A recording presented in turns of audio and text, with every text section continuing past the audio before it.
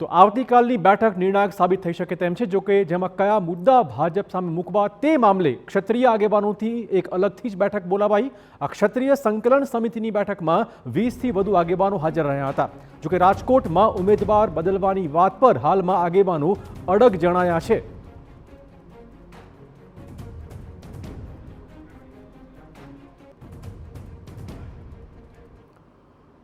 તો આવતીકાલની બેઠકમાં શું થઈ શકે છે, વધુ વાત કરવા જોડાશે ક્ષત્રિય આગેવાન એવા કરણસિંહજી ચાવડા। આપનું સ્વાગત કરણભાઈ। સૌથી પહેલો સવાલ મારો એ વાતનો છે કે આવતીકાલે જે બેઠક થવાની છે એ બેઠક, અને તમે ભાવનગરમાં પણ દ્રશ્યો જોયા છે, રોષ જોયો છે મહિલાઓમાં, કયા પ્રકારનું લાગી રહ્યું છે? બેઠકમાં આવતીકાલે શું થઈ શકે તેમ છે? આવતીકાલે આપણે ટીવી મીડિયમના માધ્યમથી અને TV 9ના માધ્યમથી બતાવ્યું એ પ્રમાણે CR પાટીલજી અને મુખ્યમંત્રીજીની ઉપસ્થિતિમાં ક્ષત્રિય રાજપૂત સમાજના રાજકીય આગેવાનોની આજે મિટિંગ ગાંધીનગરમાં મળી હતી અને એમના તરફથી અમને કોર કમિટીના સભ્યોને ટેલિફોન દ્વારા કહેવામાં આવ્યું કે અમે બધા કેટલાક ચોક્કસ મુદ્દાઓ સાથે સંકલન સમિતિની કોર કમિટીને મળવા માગીએ છીએ। તો આવતીકાલે 3 વાગે સંકલન સમિતિ અને કોર કમિટીના અગત્યના આગેવાનો એ ભારતીય જનતા પાર્ટીના અમારા ક્ષત્રિય સમાજના આગેવાનોને મળશે। કારણ કે આપણે જાણીએ છીએ કે લોકશાહીમાં સંવાદ, એકબીજા સાથે વિચારોની આપ-લે એ પણ એક અગત્યની બાબત છે। એટલે એ લોકો અમને શું કહેશે, કયા મુદ્દાઓની ચર્ચા કરશે, અને અમે પણ અમારા જે મુદ્દાઓ છે આવતીકાલે અમે પણ પાછા ફરીથી 11 વાગે મળવાના છીએ। એમાં અમારા જે મુદ્દાઓ છે, અમારી જે રજૂઆત છે એને અમે આખરી ઓપ આપીશું। સમગ્ર કોર કમિટી મળશે અને એ પછી અમે ત્યાં આગળ જઈશું અને એમની વાત સાંભળીશું કે તેઓ સમાજ સમક્ષ શું વાત મૂકવા માગે છે। ઓકે કરણસિંહ, ખાસ એ વાત જણાવો, જેમ CR પાટીલે મીડિયા સમક્ષ આવીને કહી દીધું છે કે 3 વાર માફી માંગી લીધી છે અને CR પાટીલે પોતે હાથ જોડીને આજે કીધું છે, અરજ કરી છે કે ક્ષત્રિય સમાજ હવે રૂપાલાને માફ કરી દે। તમારું પોતાનું સ્ટેન્ડ કયા પ્રકારનું છે? આવતીકાલની બેઠકમાં તમે રજૂઆત શું કરવાના છો? જો આપે અમને બતાવ્યું, અત્યારે TV 9 ઉપર લાઈવ ચાલ્યું કે ભાવનગરની અંદર 5000 ઉપરાંત ક્ષત્રિયો એ ગરાસિયા બોર્ડિંગમાં મળ્યા છે અને 2 દિવસ પહેલાં સુરેન્દ્રનગર ખાતે પણ 10,000 ઉપરાંત ક્ષત્રિયો એ સંમેલનના સ્વરૂપમાં મળ્યા હતા। એમાં વિશેષ સંખ્યા એ યુવાનો અને માતા બહેનોની હતી। બિલકુલ। ગઈકાલે 20 ઉપરાંત જગ્યાએ આવેદનપત્રો અપાયા, આજે 10 જગ્યા ઉપર આવેદનપત્ર અપાયા, 11 જગ્યાએ પુરુષોત્તમભાઈ રૂપાલાના પુતળાનું દહન કરવામાં આવ્યું। આપે મને એવું પૂછ્યું કે આપનું સ્ટેન્ડ શું હશે? તો અમારું પહેલું સ્ટેન્ડ તો એ છે કે પુરુષોત્તમ રૂપાલાની ટિકિટ રદ કરવામાં આવે। આ બાબતે કોઈ પણ પ્રકારનું સમાધાન કરવામાં આવશે નહીં, એવું આજે અમે પ્રેસ મીડિયાના માધ્યમથી પણ કહ્યું છે। પણ એક વાત છે સંવાદની પ્રક્રિયાની, તો એ બધા અમારા વરિષ્ઠ આગેવાનો છે। આ કોઈ રાજકીય મુદ્દો નથી, આ સામાજિક મુદ્દો છે। પણ તેમ છતાં એ લોકો અમને મળવા માગે છે તો અમે એમને મળીશું, પણ અમારા આ મુદ્દાથી કોઈ પણ પ્રકારે પીછેહટ થાય એમ નથી। કારણ કે સમગ્ર ગુજરાતની અંદર નાનામાં નાના ગામમાં અત્યારે બોર્ડ વાગી ગયા છે કે અમારા ગામમાં ભારતીય જનતા પાર્ટીના કોઈ પણ કાર્યકરો આગેવાનોએ પ્રચાર કરવા આવવો નહીં। એટલે સમાજમાં આક્રોશ છે। એટલે આ બાબતે હું તમને વાત કરું છું ત્યાં સુધી અને આવતીકાલ સુધી પણ ચર્ચા થશે જરૂર, અમે મુદ્દાઓ સાંભળીશું ખરા, પણ હું સમાજને આપના TV 9ના માધ્યમથી આશ્વસ્ત કરવા માગું છું કે પુરુષોત્તમ રૂપાલાની ટિકિટ બાબતે કોઈ પણ પ્રકારનું સમાધાન ક્ષત્રિય સમાજ કરશે નહીં। ઓકે, સવાલ એ વાતનો પણ છે કે ભાજપના જે ક્ષત્રિય નેતાઓ છે એમનું વલણ કયા પ્રકારનું છે, પરંતુ આ બધા વચ્ચે સમાચાર એ વાતના પણ છે કે ક્ષત્રિય સમાજના આખા આ જે વિવાદ સર્જાયું છે ક્ષત્રિય સમાજ મુદ્દે, તેમાં શંકરસિંહ વાઘેલાની પણ હવે એન્ટ્રી થઈ ગઈ છે। શંકરસિંહ વાઘેલાએ ભાજપ સરકાર પર આકરા પ્રહારો શરૂ કર્યા છે। પહેલા ક્ષત્રિય સમાજને ટાર્ગેટ કરી પછી માફી માંગવી યોગ્ય વાત નથી, આ કહેવું છે શંકરસિંહ વાઘેલાનું। સરકારે દાજા પર ડામ ન આપવો જોઈએ, આ ટકોર પણ તેમણે કરી છે। આ પટેલ અને ક્ષત્રિયો વચ્ચેનો જંગ નથી, આ પ્રકારની સ્પષ્ટતા પણ તેમણે કરી છે અને ભાજપની માનસિકતા ક્ષત્રિય વિરોધી બની ગઈ હોવાનો પણ તેમણે આક્ષેપ અને દાવો કર્યો હતો। પટેલ ક્ષત્રિયની લડાઈ નથી, તો ત્યાં સુધી કહીશ કે આ કોંગ્રેસ બીજેપીની પણ લડાઈ નથી, પરંતુ બીજેપીની જે ખોટી માનસિકતા, જે માનસિકતાના આધારે જો તમે ખરેખર લાગણીઓ સમજતા હોય બહેનોની, સમાજની, બીજા બધાની, તો અત્યાર સુધીમાં આનો અભ્યાસ કરીને ઉમેદવાર બદલવાનો નિર્ણય કર્યો હોત. મોટાભાગની જે લાગણી હું સમજો કે ભાઈ ઉમેદવારને બદલો, ભારતીય જનતા પાર્ટી જેને મૂકવા હોય એને મૂકે, પણ જે ઉમેદવારે હું કીધું છે એને તો અમે સહમત નથી અને અમે એમને સહન નહીં કરીએ. આનો ચેપ રાજસ્થાન સુધીના આખા દેશમાં કદાચ, કારણ કે બીજેપીની માનસિકતા એ એન્ટી ક્ષત્રિય બની રહી છે. તો શંકરસિંહ વાઘેલાનું સ્પષ્ટપણે માનવું છે કે ઉમેદવાર રાજકોટમાં ભાજપે બદલવો જોઈએ, બદલવો પડશે. આ પ્રકારની લાગણી પણ ક્ષત્રિય સમાજમાંથી સામે આવી રહી છે. કરણસિંહજી, આપ હવે કહો કે જેમ શંકરસિંહ વાઘેલાએ પણ સ્પષ્ટપણે કહ્યું છે કે સમાધાન કદાચ હવે શક્ય નથી, કેમ કે હવે વિરોધ ગુજરાતના સીમાડા વટાવી દેશમાં જઈ રહ્યો છે.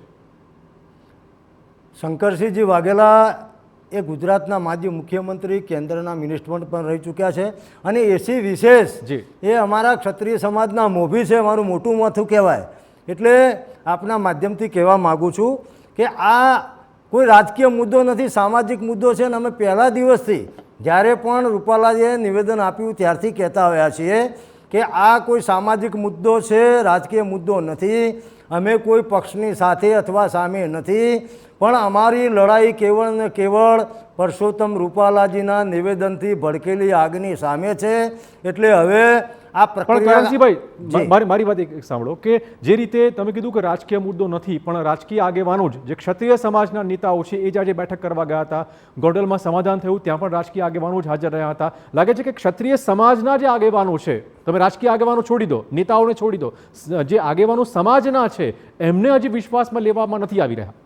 આપની વાત બિલકુલ સાચી છે. જે પણ પ્રક્રિયા આ છેલ્લા 7 દિવસથી કરવામાં આવી રહી છે એ પ્રક્રિયા હું એમ કહીશ કે ઉતાવળી અને ખોટી છે. કારણ કે આપે કહ્યું એમ કે ભાજપના અધ્યક્ષ CR પાટીલજી અને મુખ્યમંત્રી ભૂપેન્દ્ર પટેલજીએ આજે અમારા ભારતીય જનતા પાર્ટી સાથે જોડાયેલા આગેવાનો સાથે બેઠક કરી. પરંતુ હું એ કહેવા માગું છું કે અત્યાર સુધી જો ગુજરાતની સમગ્ર 90 સંસ્થાઓની સંકલન સમિતિ અને 20 સભ્યોની કોર કમિટીને પહેલાં બોલાવવામાં આવી હોત, સંવાદ કરવામાં આવ્યો હોત, તો આ પ્રક્રિયા આટલી બધી આગળ ન વધી હોત. ખેર, એમના મગજમાં જે હોય તે. એટલે મારું તો એટલું જ કહેવું છે કે આ એક સામાજિક મુદ્દો છે અને મુરબ્બી શંકરસિંહ જે કહ્યું એમ કે આ સીમાડા વટાવીને, કારણ કે સમગ્ર ભારતની અંદર 22 કરોડ ક્ષત્રિયો છે.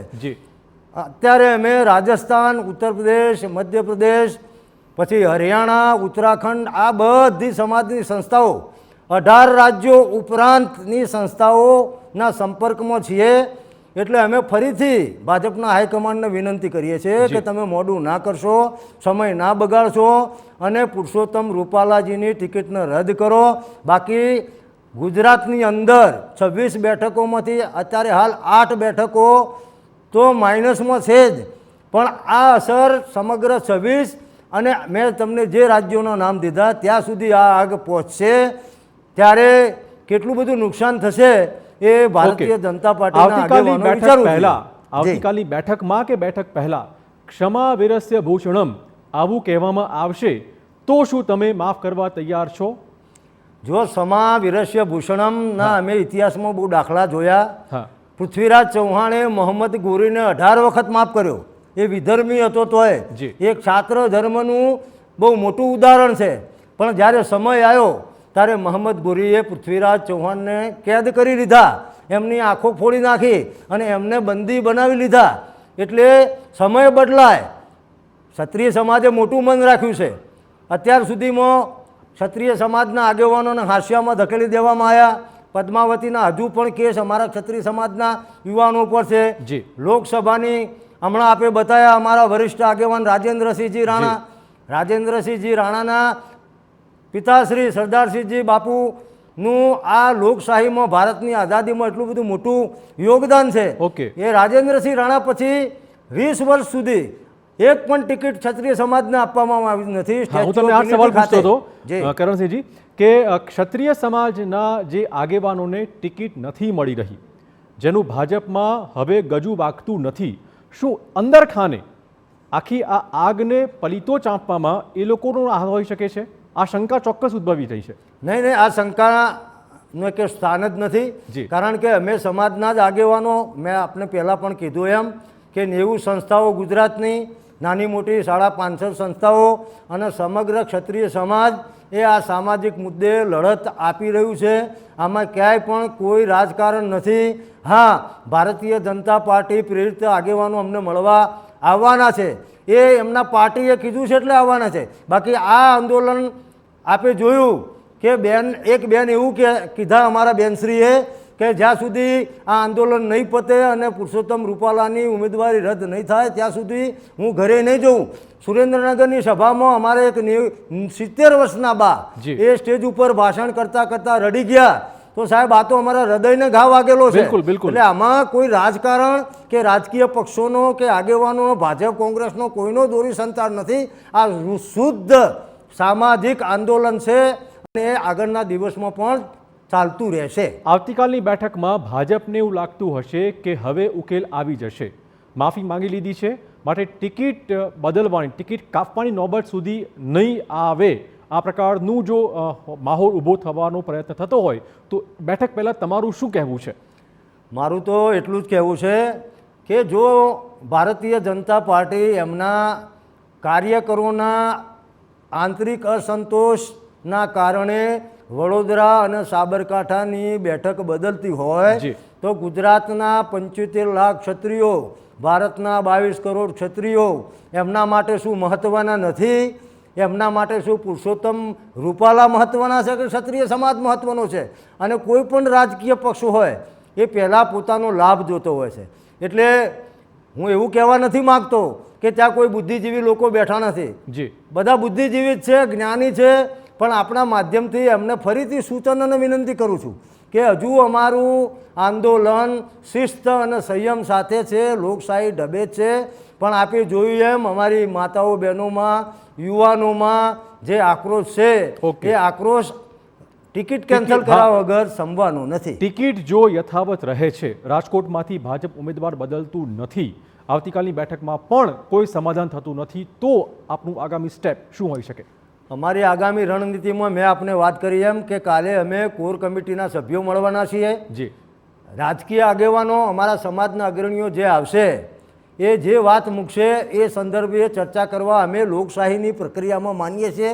એટલે અમે 90 અમારી જે સંસ્થાઓ છે અને જે આગેવાનો છે જેમને આવેદનપત્રો આપ્યો છે, જેમને પોલીસ ફરિયાદ, બધાને બોલાવશું. અને અમારી રણનીતિ તમે ચર્ચાની વાત ભલે કરતા હોય પણ તમારું સ્ટેન્ડ ક્લિયર છે કે તમે ટિકિટ કાપે તો જ આ વિવાદ શાંત થશે, આવું સ્પષ્ટપણે તમારું માનવું છે. હવે ચર્ચાનો અવકાશ કેટલો છે? ચર્ચાનો અવકાશ અમે એમના, કારણ કે આ એક મુદ્દો નથી, ઘણા બધા મુદ્દા છે. ઘણા બધા મુદ્દાએ ક્ષત્રિય સમાજનો અન્યાય થયેલો છે. મેં આપના સ્ટેચ્યુ ઓફ યુનિટીની વાત કરી. જી. અમે વિધવાઓ, સમગ્ર આખા ગુજરાતના તમામ સમાજની વિધવાઓનો પ્રશ્ન ઉપાડેલો છે કે ભાઈ એમના પેન્શનમાં 1250ની જગ્યાએ 5000નો વધારો કરો. જી. તો આગળની અમારી રણનીતિ એ છે કે જો આ ટિકિટના મામલે કોઈ ઉકેલ આવતો નથી તો રાજકોટ ખાતે અમારા કોર કમિટીના આગેવાનો બધા ભેગા થશે અને એમાં રણનીતિ કરીશું. અને એમાં સમગ્ર ગુજરાતના 5 લાખ ક્ષત્રિયોમાં 1 લાખ ક્ષત્રિય બહેનો હશે નું મહાસંમેલન કરવામાં આવશે. અને ગામે ગામ અમે જઈશું અને જેટલી સીટોમાં અમે નુકસાન કરી શકીએ એટલી સીટોમાં અમે નુકસાન કરવાનું. બિલકુલ, આપનો આભાર કરણસિંહજી. તમામ વાતચીત બદલ. તો આપને કહી દઈએ કે હવે ક્ષત્રિય આગેવાનો પણ લડી લેવાના મૂડમાં જણાયા છે. આવતીકાલની બેઠકમાં માત્ર ને માત્ર એ રૂપાલાની ટિકિટ કાપી નાખો એ ઉપરાંત પણ અન્ય કેટલાક મુદ્દા રજૂ કરવા ચોક્કસ તૈયાર બેઠા છે.